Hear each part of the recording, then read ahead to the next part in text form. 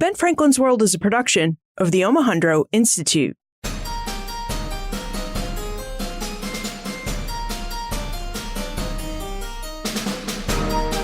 Hello, and welcome to episode 229 of Ben Franklin's World, the podcast dedicated to helping you learn more about how the people and events of our early American past have shaped the present-day world we live in.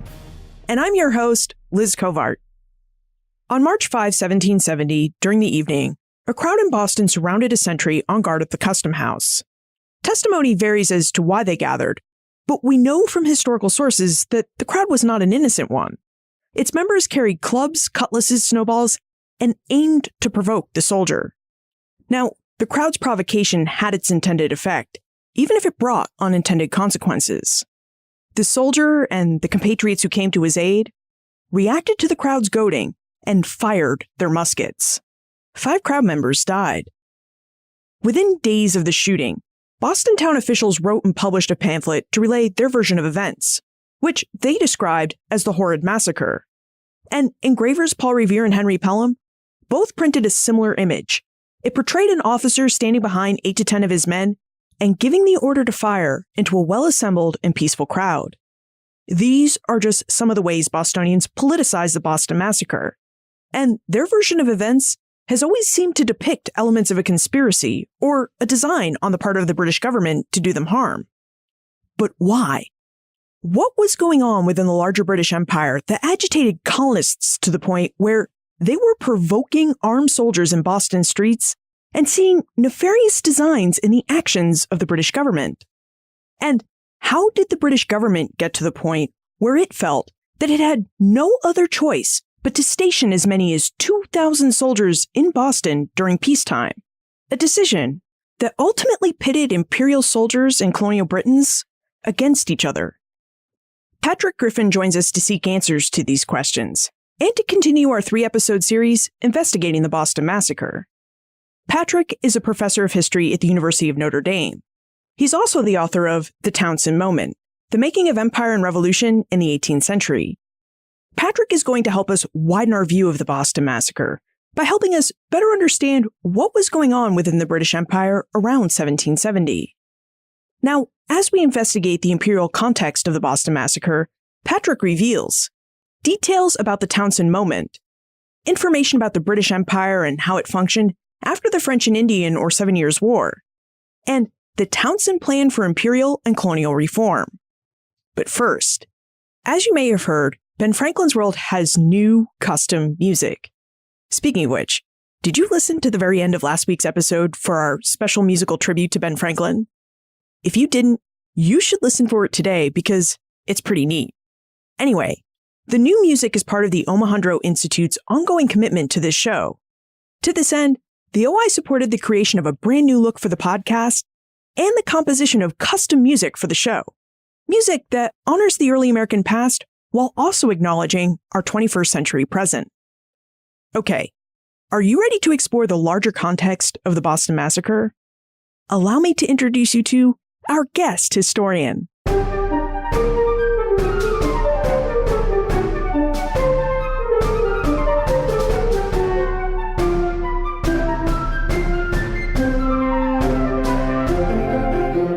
Our guest is the Madden-Hennebry Family Professor of History and the director of the Keogh Naughton Institute of Irish Studies at the University of Notre Dame.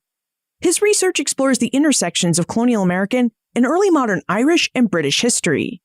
He's the author of 4 books, including American Leviathan, Empire, Nation, and the Revolutionary Frontier, and, most recently, The Townshend Moment, The Making of Empire and Revolution in the 18th Century. Welcome to Ben Franklin's World, Patrick Griffin. Liz, great to be here. Thank you. So, we're here to talk about the American Revolution. Specifically, we're here to investigate the world and context the revolution took place in. And part of that world was something that Patrick has described as the Townshend Moment. Patrick, I wonder if you would set the scene of this moment for us. What was the state of the British Empire after the French and Indian or 7 Years' War ended in 1763? And what was this Townshend Moment and why did it emerge?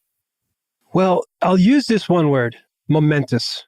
1763 was a momentous year. In other words, it was of a moment. This was a year when British people in particular were struck by the promise, but also the uncertainty that they were facing at this particular moment. They now had the greatest territorial empire the world had ever seen. They were struggling with unprecedented levels of debt. And so because of this, this was a time of great peril, but it was also a time of unbelievable opportunity. And this in many ways captures, if you will, the zeitgeist at this particular moment of time. More or less, Britons at this time believed they were sharing in something, a moment when there was a new world aborning. This was a window. This was a watershed.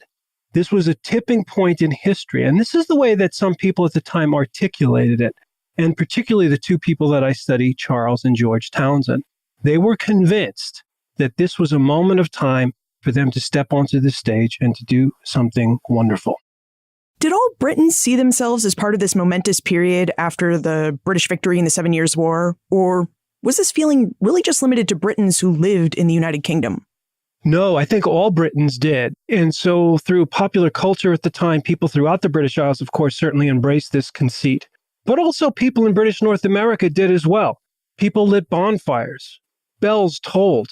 People believed at this time that they were part of something much, much larger than themselves, and something that was part of the fabric of history, when some old world, if you will, was sort of vanishing, and now they all saw the possibilities of the new world. And people were convinced that this new world was British, and Americans of all people were thrilled with the prospects of being part of that new world. Now, you mentioned that you've studied two people who are at the center of this momentous period, George and Charles Townshend. Who were the Townshend brothers, and how did they view the British Empire before the 7 Years' War and before their Townshend moment? Well, I think the best way to think about the two brothers, Liz, is that they were two very different sorts of halves, but very complementary halves. And let me just tell you a little bit of something about their personalities, because I do think it tells us a great deal about how they understood their roles in this particular moment. Charles was by far, I would say, the brighter of the two, although George was very bright himself. But Charles was brilliant. He had a nimble mind. But the flip side of that is that he could be whimsical at times. George, however, could be extraordinarily firm. And when he decided on a certain position, he had an iron will to more or less kind of hold the course. But at the same time, he could be overly stubborn. And he could also browbeat his brother at times to try to get him to follow his particular kinds of wishes. For a long period of time, the two brothers more or less kind of lived their lives alone. It was just because their parents had separated, and one lives with the mother and one lives with the father. And so although they knew of each other, they certainly didn't get to know each other very well until they really became adults. And it's at that point where these two complementary halves come together. And that's the way they consciously saw themselves. They saw themselves as in a partnership around the time of the 7 Years' War.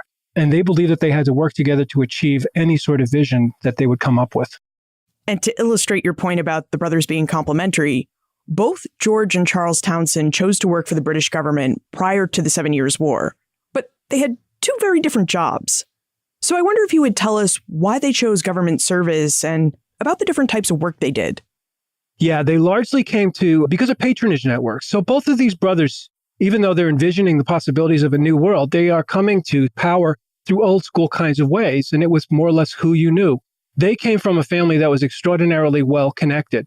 And so immediately when they get out of university, they both went to Cambridge. And then after that, they both take their own grand tour. When they do, they have all sorts of visions for the kinds of positions they're going to take. And eventually Charles settles, and that's the way he thought about it. He settled for a position with the Board of Trade. George, however, has a very different apprenticeship than Charles. George will actually join the army while he's taking his grand tour in Europe. And then he's going to cut his teeth as an officer in the British Army, fighting first in the War of Austrian Succession. So Charles thought he was settling for position on the Board of Trade? I mean, I guess we have the luxury of hindsight, but as you wrote in your book, The Townshend Moment, Charles really does seem to have secured a great position on the Board of Trade because he learned a lot from Lord Halifax. So would you tell us about Lord Halifax, the Board of Trade, and what Charles learned from Halifax? Yeah, well, he was somebody else to really work with because Halifax was nothing short of a visionary. The Board of Trade was kind of like a think tank for the empire. It didn't so much formulate policy as it tried to kind of manage the flows across the ocean, tried to come up with data that would allow people to understand and appreciate how the empire should ideally function and how trade should ideally be managed, how the various governments in this rabbit warren of kind of British sovereignty that was the empire, how these rabbit warrens had to function together, ultimately to try to help the whole. but they didn't more or less kind of decide on how the empire was going to function. What Halifax wanted to do was turn it into a little bit something more. And he realized early on, really in the years before the 7 Years' War, that the British Empire was going to struggle until it could somehow reshape its empire and get the empire to function as a whole. So he came up with different plans, and he asked Charles to help him develop some of these plans for potentially how empire could work in a more centralized, more efficient, more systematic manner. And so as Charles is learning the ropes about how the empire functions, how trade flows, how money works through this world, he is very fortunate indeed to be working with someone like Halifax, who, as I said before, is such a visionary. Why exactly did Halifax believe that the British Empire would struggle unless it could be reformed? Would you tell us about how the British Empire functioned? Well, I think this goes to the nature of the world that they confronted at the time. I mean, the best way of thinking about the Atlantic in the 18th century was a world that was extraordinarily entangled, a world that was growing by leaps and bounds, that was becoming much more integrated than it had before. But this was a dizzying kind of place. And as statesmen looked out in particular, and as wars were being fought in the 18th century, they realized that unless they could somehow reform this space and harness its potential, states were going to be butting up against one another, states would be warring with one another. But the state that could fix and manage the Atlantic was the state that was not only going to survive, but was going to thrive in the much more competitive 18th century. Your point about the 18th century Atlantic world being an entangled world is a really important one. And so we can better understand this point, how exactly did the British imperial and Atlantic trade work during the time that Charles Townshend came to work for the Board of Trade? I mean, what was this trade like before the 7 Years' War? Well, think about it this way. Over the course of the 18th century, there's an unprecedented flow of people, goods, and ideas that are moving across the Atlantic, moving across what is increasingly becoming an integrated, networked web. Trade in and of itself was something that wasn't all that much regulated. Now, it was regulated technically in the sense that the Navigation Act stipulated that, say, goods coming and going from Britain had to be shipped in British bottoms. The British, of course, could impose tariffs as they saw fit when it came to trade from other kinds of places. And the colonies were beholden to the mother country when it came to kind of setting trade policy. But here's the thing. So many people ignored everything that was down on paper, and the Atlantic was increasingly becoming a free-for-all as people realized that it was very easy to evade the acts that were put in place and also evade authorities. And this was part of the problem. The part of the problem is that it was a space that on paper should have been regulated, but it was a space that no state had the capacity or the will to regulate. And then what you find is people in different parts of the empire are becoming enriched in ways they hadn't before. You find a rise of a whole Creole elite in North America and in the Caribbean who are increasingly making their money off of this integrated and entangled space. Now, that was a problem as far as statesmen in Britain were concerned, but it was also an extraordinary opportunity, getting back again to the momentous nature of the moment. If they could harness this potential, if they could manage the flows, they were the ones that were going to inherit the earth. So, if the Atlantic was a chaotic and disorganized, entangled place before the French and Indian or 7 Years' War, how did that war change or impact the ways that colonists and others were ignoring the British Empire's price regulations on trade? I mean, did the war impact how people used and profited from this entangled world? Think about the 7 Years' War this way. Of course, it's history's first global war. It was fought on every known continent at the time. But its real focus was on the Atlantic, and it's the first time that North America becomes a central theater of operations for a European war. So what you find is, if you will, the American tail is wagging the European dog. And this was representative of how the Atlantic had become such an important space at the time and how much more important colonies were at the time than they were before. So to a certain extent, the 7 Years' War is kind of the apogee of that systematization of the Atlantic space that was occurring over the course of the 18th century. It was the high point of everything that occurred up to that point.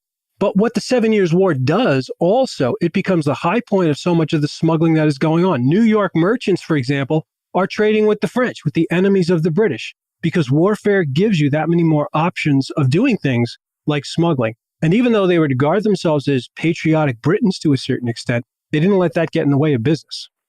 To bring this back to the Townsends now, what was Charles Townshend's involvement with the Board of Trade during the 7 Years' War? I mean, it seems clear that his learning from Halifax and being witness to rampant smuggling before and during the war would have helped turn him and many other Britons into a proponent of American reform. But did he do anything else that helped turn him into the architect of American reform that we remember him as? Well, Charles, first and foremost, was a master of trade. And Charles cut his teeth kind of with this group, the Board of Trade. And he was noted to be one of its great experts on trade. At the time of the 7 Years' War, though, he found himself really kind of on the sidelines for a while, and that was because of an indiscretion of his brother George. His brother George had infuriated one of the leading politicians of Britain at the time, and because of that then was cast into the political wilderness, and because Charles was conjoined with him, he was as well. So throughout much of the early part of the war, he didn't have a role to play. He came in toward the end of the war as Secretary of War, and when he did so, again, he was largely managing the flows of people and materiel to various parts of the globe so that the British could manage the war at that time. Okay, so after the 7 Years' War, Great Britain would try to reform and rein in all that smuggling and free-for-all that was its Atlantic trade, as well as other aspects of its now really large empire. Patrick, what did Great Britain stand to gain by reforming the ways its empire traded and worked? And would you tell us about some of the methods of reform that it pursued? Well, they hope to gain a great deal. As I say before, they hope to kind of harness the potential, but this isn't exactly the way that they were putting it at the time. So many people felt that really they were in desperate straits, particularly with the debt. That gets back to kind of the momentous nature of the 7 Years' War, how much this is a moment of promise, but also a moment of potential peril. Now, the first stabs at doing so, Sugar Act is going to be an attempt to enforce all laws on the books. The Stamp Act is really the first time where officials are going to say, wow, we really have to act here and we have to come up with some sort of notion of reform to try to make this empire actually work for the center in some kind of way. Now, the Stamp Act itself was a blunt instrument.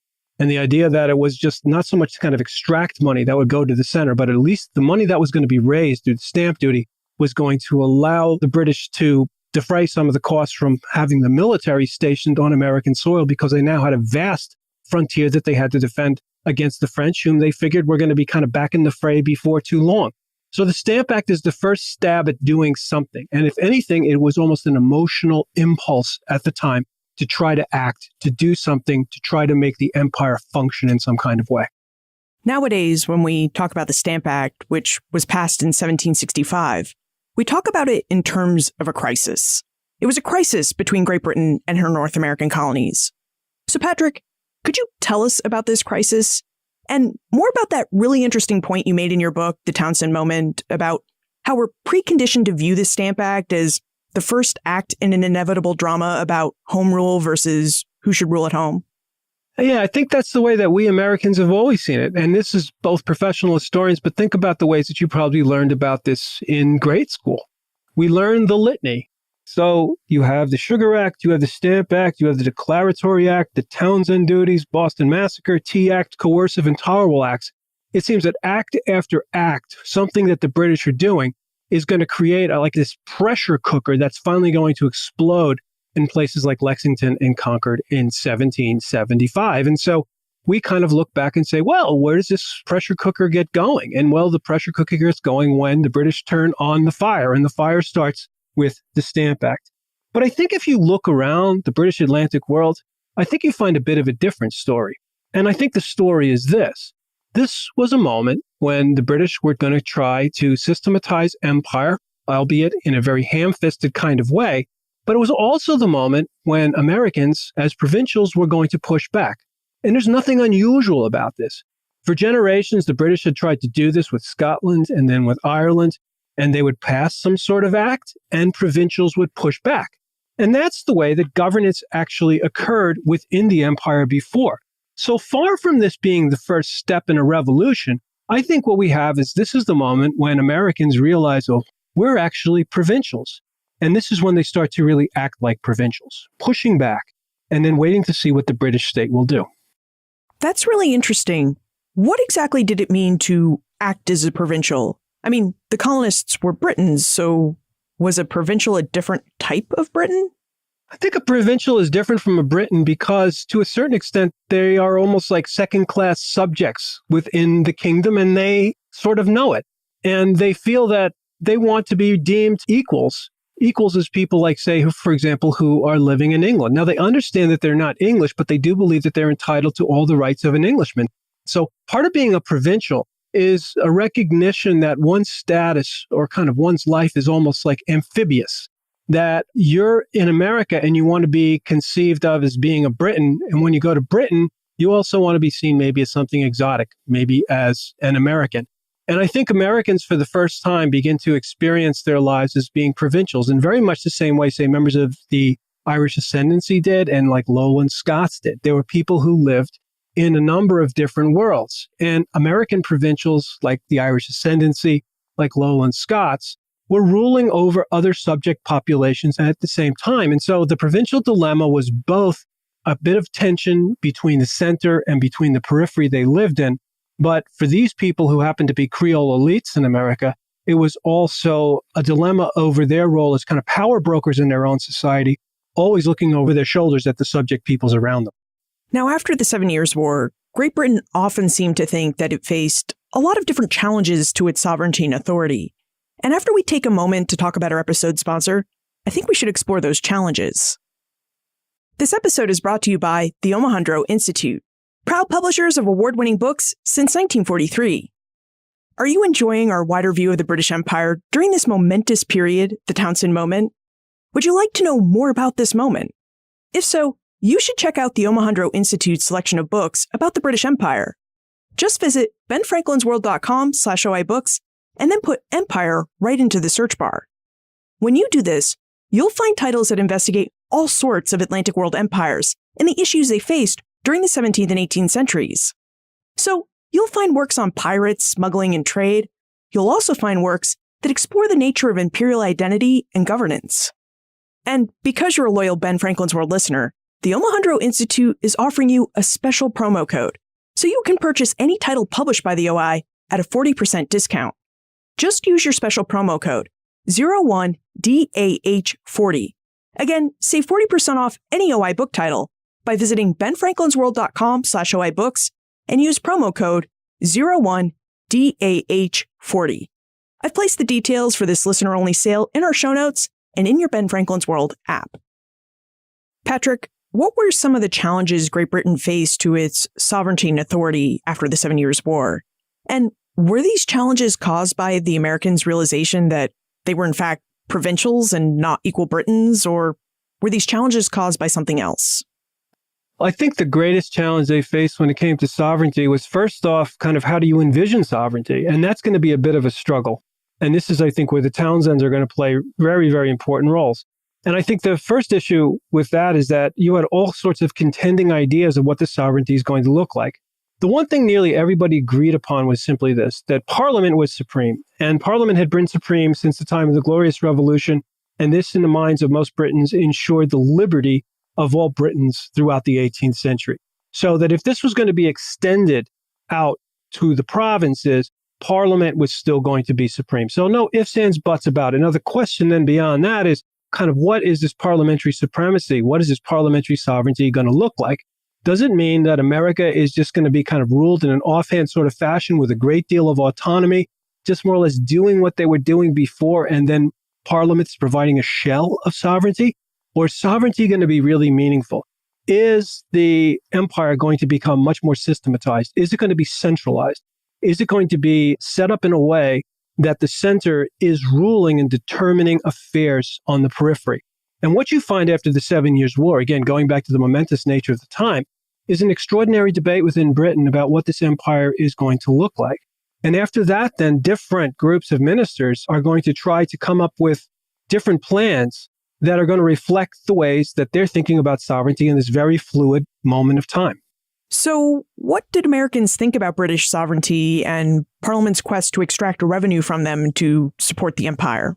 I think Americans, too, we normally think they just had one view. There were many different views at the time. And as they're trying to grope and try to make sense of what sovereignty should look like, too, this is not just something happening in London. It's also happening throughout much of the British Empire. In the wake of the 7 Years' War, what, say, the enactment of the Stamp Act does, it really engages all provincials in a debate about what should this empire look like? What should it be like? Now, some are going to say, hey, we owe this to Britain. They fought for us at the time of the 7 Years' War. They did us a great service. And so if they're going to centralize authority, so be it. That would be a minority perspective. Most Americans, really like all people, wanted the best of both worlds. They wanted the protection of British sovereignty. At the same time, they wanted the autonomy to lead their lives as they saw fit. By doing so, potentially for the elites that are living in society, which you could call a Creole elite, they had prospered during the 18th century. They had become wealthier. They were lords of all they surveyed in their cities and in their towns. And so they didn't want anything that was going to potentially impinge upon this autonomy. And so most of them are going to understand and appreciate that Parliament has to be supreme, so be it. But they are always going to lean on the side that even though they are supreme, we should have as much autonomy as possible. Now, you mentioned that the Stamp Act crisis was the first time Parliament saw a real need to develop a plan for colonial reform. Was there a plan of reform built into the Stamp Act, or did that plan come after the crisis? Not at all. That was the problem with it, certainly as far as Charles and George were concerned. They thought that the Stamp Act itself was maybe a good idea in the sense of the impulse behind it, that we have to do something to centralize things, and also in the sense that somehow the provinces have to pony up, if you will, for empire. Their problem with it was the way that it was enacted. They thought they'd put the cart before the horse. The Townsends just simply believed that what they had to come up with is a more systematic understanding of empire. Then you had to implement something after which money could actually be extracted. So they thought first, create an empire, create a system that functions. After you have the system that functions, then you can actually get revenue from the colonies. But the Stamp Act had nothing at all to do with that. Like I said before, a blunt instrument. So given that the Townsends were so reform-minded, as we've discussed throughout our conversation, and as you discussed in the Townshend Moment, it really sounds like the Townsends wouldn't necessarily have approved of using the Stamp Act as a blunt instrument. Absolutely. They thought it was foolish. They thought it was a foolish measure that just would kind of incite people, understandably so. I mean, they supported it only into the extent that they believed maybe something had to be done. And also as they're courting different potential partners in what is going to be a future government as far as they're concerned. But at the end of the day, that they thought it was really kind of a foolish measure. While this is going on, the two brothers are corresponding with one another and they're talking about the plans, when and if we get into power, when the moment comes for us. And they're talking about things like that, the opportunity, when we're on the stage, when we actually are able to enact some sort of vision. They believe that they have come up with that vision and they're just waiting for the proper moment in order to do so. And from the way you describe it, it really sounds like the Townsends believe that they had a real chance to get to a center stage place of power in government, where they could act their ideas of reform. So why did the Townsends have cause to think that they could obtain these powerful positions? I think they had reason to hope for a couple of things. First off, there was just a literal merry-go-round of ministers at the time, and nobody seemed to have the measure of the age. And the Townsends looked out and they would look at kind of the coterie of ministers that would form said government. And they would say, for example, well, we don't think this one is going to last, or that one's not going to last. We can't see this one making it. We have to wait for a proper one to come along. Now, this may have been kind of a rationalization on their part because, again, they happened to be put out into the wilderness because of another indiscretion on George's part. But after a few years, after people forgot about that indiscretion, they realized that if they found the right group of people, that maybe they were the men that could match the moment. They were the men that could meet this momentous period of time and come up with a vision that could make the empire function. And it does seem like the Townsends did come up with the men, because on August 2, 1766, Charles Townshend became the Chancellor of the Exchequer. Patrick, what role did the Chancellor of Exchequer play in the British government, and how was Charles even able to accede to that office? Sure. A Chancellor of Exchequer is kind of the equivalent of a finance minister. So he takes care of all the money that's flowing through the kingdom and through the empire. And Charles, given his apprenticeship, was ideally suited for this job. This was a very powerful job, a very important job, and it was the first job of first rank that he had really had. And he jumped at the opportunity because at that time, William Pitt was given the reins of government. William Pitt was an ally of the brothers. He knew them from a long time ago. And as the brothers thought about what sort of government would be an ideal one, they always thought of William Pitt as being the leader. He is translated into Lord Chatham, the Earl of Chatham, for many of his duties for the empire before, because he had actually been the architect that had developed the British overarching strategy that had won the 7 Years' War. He had also created a lot of the debt that the British were struggling with. But when Pitt or Chatham takes over control, both brothers say, this is the moment that we've been waiting for. And so when Charles is offered the position of Chancellor of the Exchequer, he realizes that now he has this opportunity to enact a vision that he and his brother have been working on for some time. Okay, but even still, it sounds like Charles Townshend was just Pitt's finance minister. So what powers did Charles really have that would have made it possible for him to enact his scheme for colonial reform? He had a great many powers. There were a couple things, and there were a few contingencies that go into even making him more powerful. The first contingency is this. William Pitt, when he became the Earl of Chatham, is actually in the House of Lords. So imagine if you have somebody in the House of Lords who's supposed to be directing things in the House of Commons. You have to get someone who's going to serve, if you will, as your deputy, as your voice, as someone who's going to enact the vision you have. And that is given to Charles because of the characteristics and because of his abilities, which people said were quite extraordinary when he would get into the House of Commons. That's going to be one reason. The second reason has to do with Pitt's health. We don't quite know what he was suffering from. He had all kinds of maladies, but it seems he may have been manic depressive. He may have been suffering from some sort of anxiety. But for whatever reason, for long periods of time, he was indisposed in his townhouse in Bath. And while this is happening, Charles sees his opening, and Charles seizes control, and Charles decides to enact his vision. Wow. It really just sounds like the British government was in a constant state of instability and quite possibly even in a state of chaos after the 7 Years' War. I mean, we've talked about a lot of turnover in high-level positions, but it also seems like for the Townsends, this is what made the Townshend Moment a reality, and it sounds like they relished this chance to come to power and create order out of this seemingly great mess. Absolutely. But the other thing we got to remember is that there's nothing that's distinctive about the Townsends, even though they thought they were exceptional. And that's kind of a paradox that I think the book dwells on. They thought they were exceptional, but they were not distinctive. Everybody who came to power believed that they were people who could meet the moment in just the way the Townsends did. It just so happened that fate, providence, luck, call it whatever you will, conspired to allow them to take the stage at this particular moment in time. So when the Townsends come to power in July 1766, what was their plan for imperial and colonial reform? It's very simple. What they have to do is you have to create a systematized, centralized empire. And as far as they were concerned, first things first. While Charles is going to do things to try to integrate America more effectively, I should say that George is going to be doing the very same thing at around the same time with Ireland. He becomes Lord Lieutenant of Ireland.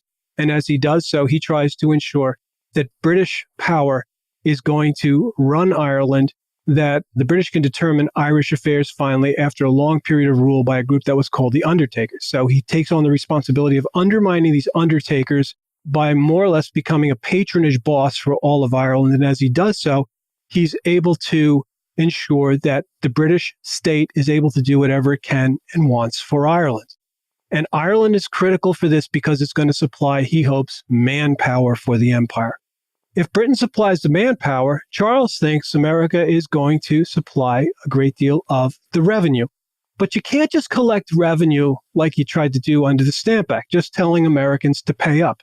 The problem as far as Charles was concerned was that the empire was corrupted in lots of ways. And a lot of that corruption stemmed from the fact that local assemblies had the right to determine payments for governors and other officials. And so what he wants to do is first create a structure that can allow this corruption to wither away. The Townshend duties are based not upon the idea of extracting duties or revenue from America, as ensuring a structure can be put in place so that later on revenue can be extracted. And key to Charles's plan for imperial reform were the Townshend duties. So would you tell us more about these duties, what they were, and how the Townsends came up with this particular plan for reform?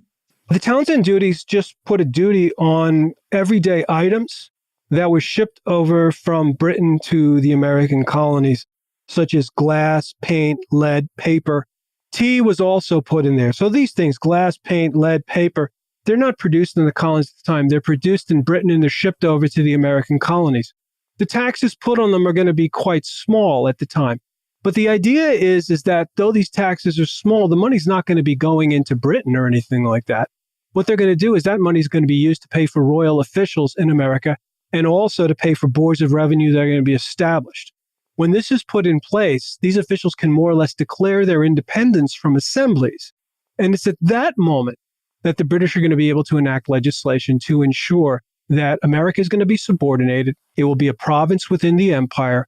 And America also now will pay its fair share of running that empire.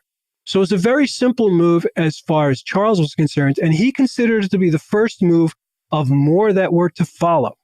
You know, I think we could see how the British, those who lived in the British Isles, could have seen the Townshend Plan as a plan for imperial reform. But how did the American provincials view the Townshend duties as a plan of reform? Oh boy, they were incensed by what went on. And I think that was the sort of thing that in many ways could have been expected, but it came from kind of surprising quarters. And it means that we got to step back for one moment and just cover one other thing. And that is in the wake of the Stamp Act, when Ben Franklin is called in by the Parliament and he's asked, like, what the heck is going on? Why are Americans so incensed about the Stamp Act? And of course, Franklin is famously going to say, wait a minute. It's about the kind of taxes that you're passing. You pass taxes that are more or less kind of internal taxes. It's based upon the things that Americans are producing, and this has them upset.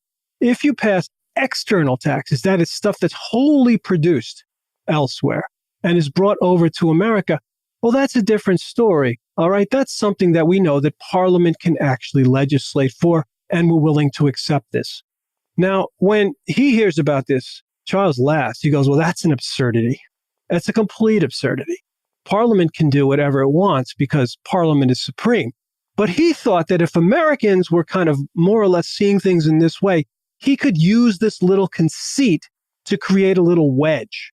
In other words, he could say, well, you know what? You say you're okay with external taxes? Here are some external taxes. Even though the idea wasn't to extract the revenue, it was to prop up certain new structures that were going to be put in place. Did Franklin's view prove correct on this matter? I mean, were Americans really okay with just paying taxes on some of the goods that they were importing? Oh, no. Americans went crazy over this. Americans were incensed about this. But as the book covers, it's not just kind of an impulsive reaction to what had gone on. I think it is a little bit different from what happened at the time of the Stamp Act for a number of reasons. Number one, I think Americans are kind of galvanized and catalyzed by a series of letters written by a writer by the name of John Dickinson. Dickinson, of course, famously writes letters of an American farmer. And these are his response to the Townshend duties. And Dickinson knows exactly what is going on. And he sees exactly what Charles is up to. And these letters are electrifying. And people all up and down the coast in America are reading them. And as they read them, they start to see that, boy, oh boy, maybe this isn't just a one-off like the Stamp Act. You know how Parliament passes the Stamp Act, we push back just like good provincials, and after that they relent? That doesn't seem to be happening here.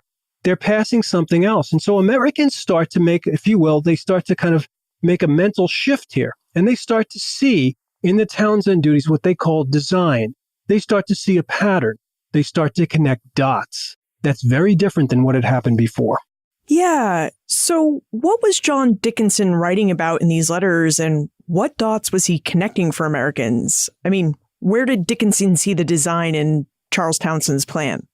They start to connect dots between the fact that maybe the Stamp Act is not just a one-off after all. Maybe it's part of what they call a design. Maybe there are certain designing ministers in Parliament who really do want to subjugate us. And they start using the word also enslave us at this point. The Townshend duties demonstrate to them that Parliament isn't just involved in this kind of like kabuki dance of push back and relent, push a little bit more and relent. Maybe they want to actually make Americans, if you will, second-class subjects. Indeed, that's what Charles wanted to do. So I think Dickinson has his measure. So all of these letters go through multiple editions, and Americans are devouring them. And as they do so, they too seem to have a crystallized sense of what is happening. And just at this particular moment too, they also get a much firmer sense of the kind of empire they want to live in. And it is certainly not the kind of empire that Charles Townshend imagines. So in 1765, when Parliament passed the Stamp Act, Americans responded with big, violent riots. John Bell specifically told us all about the Boston Stamp Act riots and really just how violent they were. So how did Americans respond to the Townshend duties? Did they continue to stage big riots to show their displeasure? What you see here is political organized resistance. And I would say all of America is politicized by what happens from the Townshend duties. That some people were able to decry what had happened in the wake of the Stamp Act as kind of a mob violence, as people just kind of enacting the various kind of tensions and pressures that they were feeling in their society and aiming them in a certain sort of way. But when it comes down to the Townshend duties, all of these things are aimed at Britain, and they seem to be extraordinarily well coordinated.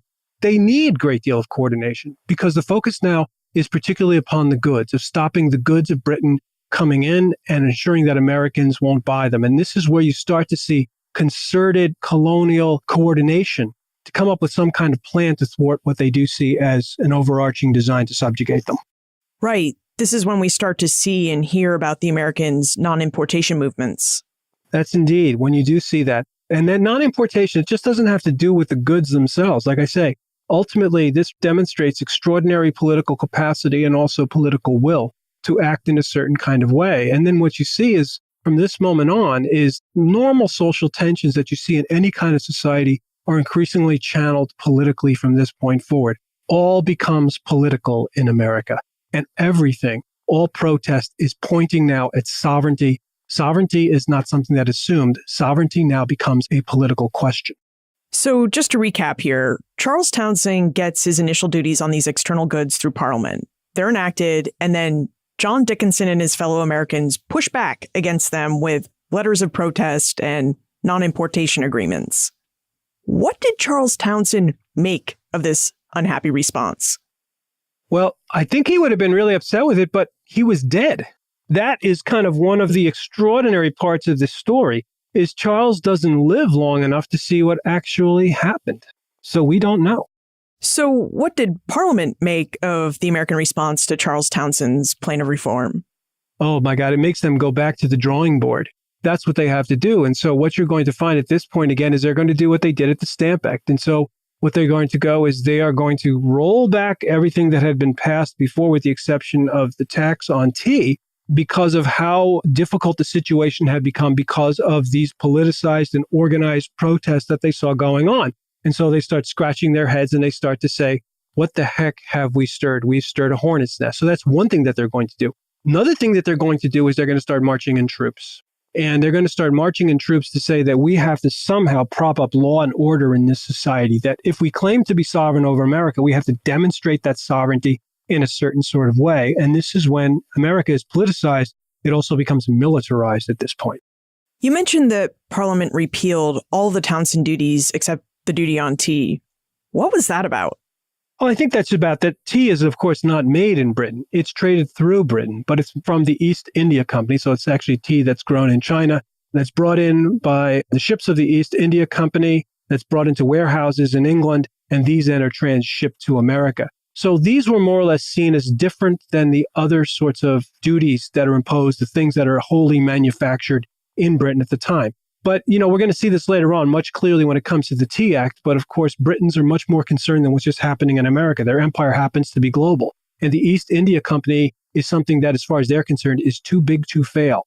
And so tea is going to be a cornerstone, if you will, for kind of all the policy that goes forward when it comes to Americans. Now, you also noted that Parliament was reassessing its plan, going back to the drawing board and marching troops into the colonies. Where exactly did Britain march its troops into the colonies, and how did British North America become militarized?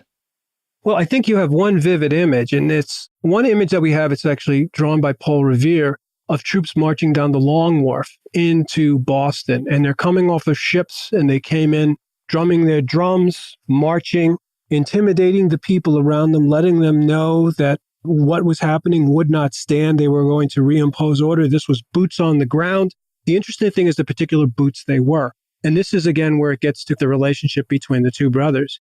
These were troops that were coming from Cork. These were troops that were paid and supported by the Irish Parliament. These were troops that George was trying to ensure Ireland would be sending to the rest of the empire with time. So even though at this particular point in time, Charles's duties now ran into trouble. Charles was dead. George's vision was still living on. So it sounds like there was a direct connection between the Townshend duties and the American response to them and the Boston Massacre, which took place on March 5, 1770. Oh, absolutely. Well, this is the troops that are going to be opening fire on those Americans at the time. And so the Boston Massacre, the commanding officer was a guy named Preston. He was Irish. Many of the troops themselves were Irish too. These were the guys that George was responsible for raising in Ireland, and they're going to be the ones that are going to be firing on Americans. And do you see any other ways that the Townshend duties connected with the massacre, or was it just these troops on the ground? Yeah, I do. I think at that particular point in time, the one thing that the Townshend duties do is because Americans begin connecting the dots then, is that anything that happens as far as Americans are concerned is part of some sort of grander design, even if it necessarily isn't. Now, in 1774, Edmund Burke, looking back on the Townshend duties, gave a speech called American Taxation. And in that speech, Burke considered the passage of the Townshend duties to be if not the critical moment in the transformation of the British imperial landscape. Why do you think that is, Patrick? Why did Burke think this about the Townshend duties? I think Burke got it. He understood what the Townshend duties were ultimately about. You know, when they're first passed, he really doesn't necessarily see them that way. He was actually friends with Charles, and Charles was really good friends with his patron, Lord Rockingham. Burke also considered Charles Townshend to be about the most able statesman of the period. And he said sometimes he could really be dazzling. But later on, Burke, particularly looking from the vantage point of 1774, when everything had more or less fallen apart, when British sovereignty was just kind of a shadow of really what it had been at this point anyway, as he's looking back and doing the recent history of what had gone on, he says, yes, now I understand and see what this moment actually represented. It was the moment when innovation was introduced, and Dickinson got it right and understood what was happening, and I can see exactly what was going on and why this would surely infuriate Americans. So we've been really concerned with the North American side of this story, and yet Patrick also spends a good portion of the Townshend Moment covering the way that the American crisis connected and intersected with the crisis in Ireland, and the ways in which Charles's brother George ended up having to deal with that crisis as the Lord Lieutenant of Ireland. Patrick, I know this is a long, complicated history, but would you provide us with some of the highlights of how these two crises in North America and Ireland intersected and connected with each other during the 1760s and 1770s? Well, we think of them as two different places, but I think that people at the time, certainly patriots on both sides of the ocean, consider these two places conjoined. And they thought, and this is another way these people are connecting dots, they're not just kind of connecting dots temporally, they're also connecting dots geographically, that they see what is going on as part of a design, but it's not just a part of a design to subjugate Americans. They see it as part of a design to subjugate all provincials. So what happens to George is exactly what happens to Charles, but in a much more vitriolic kind of way. Irish patriots more or less say exactly the same things that American patriots are saying at the time. What they see George trying to do, that he's trying to undermine Parliament and Parliament's autonomy in Dublin, they see that's indeed exactly what Charles is trying to do with the American assemblies. As he is trying to centralize power for the American colonies, George is trying to centralize power that'll subjugate Ireland in exactly that kind of way. So they see not only an intersection, they see these two histories as fundamentally conjoined at this particular kind of moment. And when Irish patriots look out, they understand their place relative to the things that are happening in America at the same time too. And I would say the same thing for Americans. As Americans are looking out, they're also looking at what's happening to Ireland and they're saying, oh my gosh, can you believe that? They're dealing with the same kinds of things we're dealing with. There was only one other difference, which is really interesting. When Americans looked at Ireland, they said, look, if we don't get our house in order, if we don't figure our way around this imperial crisis, they're going to turn us into Ireland. Ironically, the Irish are saying the same thing. They say, look, if we don't get our house in order, if we don't turn things around and figure out empire, how it's supposed to work, they're going to make us like Americans. So when exactly did the Townshend Moment end? I think the Townshend Moment ends by the time that George is able to accomplish all he wants to accomplish and the time that Charles's vision ultimately for America fails. But in many ways, it lives on. Like I said before, these two are not distinctive in any kind of way. Every British statesman that came along in this period of time also thought that he was up to the task and also thought that he had the vision and the ideas to try to reform empire at this moment of time.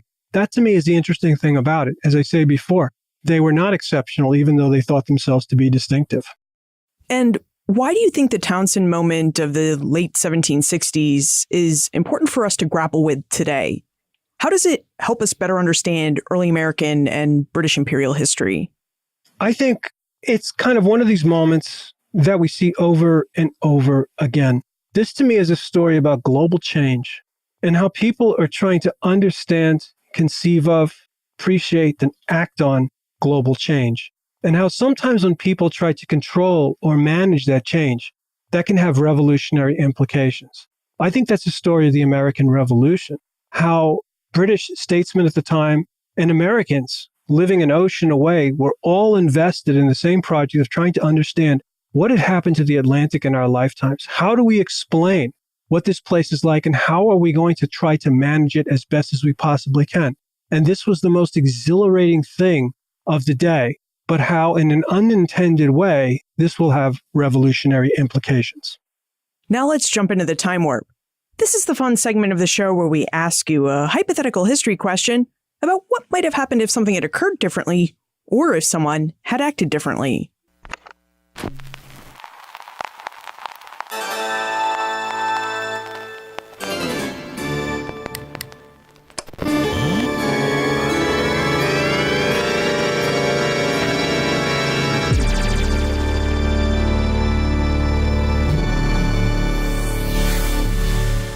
In your opinion, what might have happened if Charles Townshend had lived to see his plan for empire implemented? Would British North America still have turned to revolution? It's a great question. And although my crystal ball is sort of on the fritz, let me give it a shot. I'm going to go out there and I'm going to say this. I'd say we'd be carrying British passports. That's what I'm going to say. I would say, just based upon his abilities, if Charles was able to remain in control at Parliament, he would have come up, I think, with something really creative. Now, he could have reeled himself back and done something like a la Edmund Burke was going to suggest later on, like leave well enough alone, come up with another way of kind of dealing with empire or structuring empire. Maybe he would have said the vision that we have to have is one that John Dickinson is actually, and most Americans are subscribing to, because this would have seemed to him the most realistic path of going forward. On the other hand, I could see him kind of calling up his brother and saying, "Oh, George, what are we going to do?" George, being the one of the iron will, said, "What you need is more boots on the ground." I think he would have taken one course or the other. Either of those courses ultimately could have worked. Obviously, one more coercive than the other. But instead, the middle ground approach was taken. The middle ground approach didn't work. That's a really interesting thing to consider, because one of the considerations during the War for Independence was that Britain never put enough boots on the ground to secure the colonies and the territory it would win back at battles. That's right. So what aspect of history are you working on now, Patrick? Well, right now I'm writing For My Many Sins, a history of the age of Atlantic revolution. So I'm playing upon some of these themes I've been working with and expanding them to the whole Atlantic and trying to understand what happened in the wake of the 7 Years' War to all of these societies that bounded the Atlantic. What were the broad issues that transfixed and also terrified all people at this time? What were the central features of revolution? And then most perplexingly, how revolutions all came to an end. And how do you have kind of an Atlantic that looks dramatically different in 1850 than, say, it looked in 1763? So that's what I'm working on at the moment. What if we have questions about the Townshend moment? How can we get in contact with you? Well, you can just go to the University of Notre Dame history website, history department. There will be a link to my email there. There will also be a list of my principal publications, and I look forward to hearing from you. Patrick Griffin, thank you so much for taking us through the Townshend moment and for helping us better grapple with the American Revolution. My pleasure, Liz, and thank you for all the good work you do for our profession. The Townshend moment was a many-faceted moment. It started after the French and Indian or 7 Years' War ended in 1763 and carried through the early 1770s. Britons all over the British Empire recognized this moment as an important time. It was a time of great hope and opportunity as the old world of the British Empire faded away and a new world for the empire emerged. But the emergence of this new world also proved to be a time of chaos and peril. Victory during the 7 Years' War saw a great expansion in the empire's territorial holdings. British trade in the Atlantic world had grown so large and so vast it had become unruly. Plus, victory in the war had come at a great cost. The national debt of Great Britain had nearly doubled, growing to roughly £137 million. And this was at a time when carrying a national debt was considered to be a bad fiscal policy. So ultimately, the Townshend Moment raised many questions for British imperial officials in London, such as, how do we efficiently govern our vast territorial holdings so that the empire can function as an efficient whole? Or, how can we rein in the vast amounts of smuggling and unofficial trade going on within the Atlantic so that we can harness its great potential and enrich the empire? Or, how do we enact plans to systematize and centralize imperial and economic governance without further bankrupting the government? These were questions Charles and George Townshend and other imperial officials grappled with. And where others had failed to come up with a viable plan to answer these questions, Charles and George Townshend believed that they had found a solution. Now, the Townshend plan had 3 steps and 2 stages. The first step involved imposing a set of duties on goods that were manufactured in England and exported to North America. The thought was that the colonists would accept these duties as part of Parliament's right to regulate trade. The second step would come after the successful implementation of the first step. Once the duties generated revenue from the colonies, Parliament would then use said revenue to pay the salaries of its imperial officials in the colonies. This new payment plan from Parliament would remove these officials from the hold of the colonial legislatures, which, at that time, was responsible for paying their salaries. Finally, the third step would follow the second. Once the colony's imperial officials were in the pay of Parliament, these officials would be able to effectively implement and enforce parliamentary law and taxation, which would ultimately centralize the colony's governance within Parliament. Meanwhile, the second stage of the Townshend's plan involved George setting up a contingency plan. George understood that Parliament might need soldiers to enforce its will, so he planned for Ireland to raise and supply those troops. Now, both George and Charles Townshend believed that their plan would begin to create order and mitigate the peril of governing this newly enlarged British Empire. And on paper, it looked like a great plan, but in operation, the plan failed to work. The North American colonists pushed back against these measures by forming a coordinated non-importation movement. They politicized the Townshend plan in such a way that all British goods came to be seen as bad for America and bad for Americans. Plus, their politicization didn't just stop with British goods. They came to see all government action as having a subjugating design behind it. And this was the context the Boston Massacre occurred in, and how the massacre came to be seen as a massacre. George Townshend's plan for Ireland to supply the troops Parliament needed to enforce its will worked. As soon as Bostonians began to grumble over the Townshend duties, imperial officials in Massachusetts began to worry. Bostonians had conducted violent protests to resist the Stamp Act. What might they do to resist this plan to subordinate the colonies to the will of Parliament? Parliament took no chances. It sent in George's troops to keep the order and to enforce its will in Boston. For more than 16 months, as many as 2,000 troops occupied this town of about 20,000 people. There was no war, but there was resentment.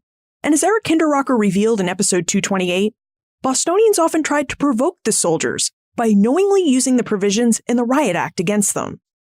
Now, the Riot Act prevented the soldiers from acting against the colonists without civilian approval, which meant that they couldn't fire their weapons or really even keep the peace in Boston without civilian say-so. And no civilian magistrate would say so. So the troops just had to stand there and take it. The taunts, rocks, snowballs, and abuse from Bostonians until they didn't. So the Townshend Moment set the scene and context for the Boston Massacre. In fact, we can't really understand the massacre or the American Revolution without understanding this larger moment. So now we know the particulars of the massacre and the context that brought it about. That still leaves us with its memory and legacy to explore. And we'll do that next week in episode 230 with Mitch Kashun, who will take us through the creation and use of the Boston Massacre's memory and of the memory of its first victim, Crispus Attucks. You can find more information about Patrick, his book, The Townshend Moment, plus notes for everything we talked about today on the show notes page. BenFranklinsWorld.com 2022-229. The Omohundro Institute has been the proud publisher of award-winning books since 1943. And now, the OI is offering you the chance to purchase any book from its large collection at a 40% discount. So visit benfranklinsworld.com/OI books, browse its titles, and when you find the books you'd like to add to your library, use your promo code 01DAH40 to save 40%.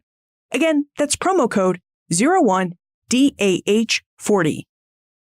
Production assistance for this podcast comes from the Omohundro Institute's Digital Projects team. Joseph Edelman, Kim Foley, Martha Howard, Emily Snev, Holly White, and Karen Wolf. Breakmaster Cylinder composed our custom theme music. Finally, Patrick sees the Townshend Moment as one of those events that we can see over and over again, as it's the story of global change and how people try to make sense and appreciate that change. Do you see any Townshend moments in our own present day, or perhaps even in our more recent past? I'd love to know what you see, so email me, liz@benfranklinsworld.com. Ben Franklin's World is a production of the Omohundro Institute.